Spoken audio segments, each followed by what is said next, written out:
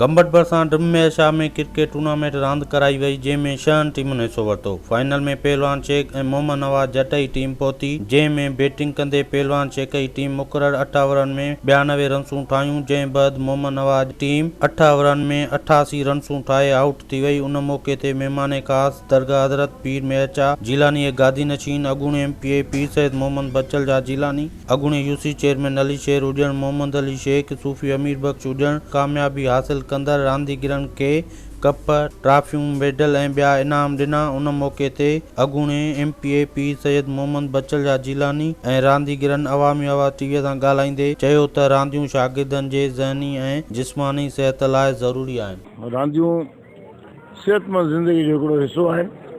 अल्हम्दुलिल्लाह ॾाढी ॾिसी ख़ुशी पई थिए असांजा नौजवान जेके आहिनि से इन फिज़िकल एक्टिविटी में हिसो वठनि पिया, जेकी न सिर्फ़ु सिहत जे लाइ पर मुआशरे में बहितर ज़िंदगी गुज़ारण लाइ हिकिड़ो बहितरीनु हिकिड़ी तफ़रीह आहे। चाहे क्रिकेट हुजे या ॿियूं गेमूं हुजनि, इहे तमामु ज़रूरी आहिनि।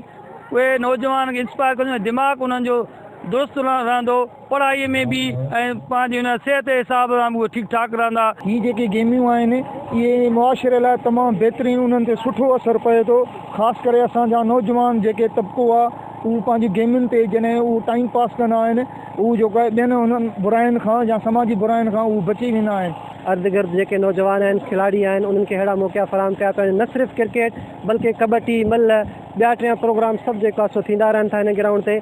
ऐं उन्हनि मां हिकु क्रिकेट रांदि बि आहे जेका हिन वक़्तु हली रही आहे फाइनल। उन्हनि चयो त जिते ग्राउंड आबाद हूंदा आहिनि उते अस्पतालूं वीरान हूंदियूं आहिनि। कैमरामैन अहमद अली हुजण सां गॾु मोहम्मद अली हुजण, अवामी आवाज़ TV गंबट। विज़िट कयो अवामी आवाज़ मीडिया ग्रुप जी वेबसाइट awamiawaz.pk।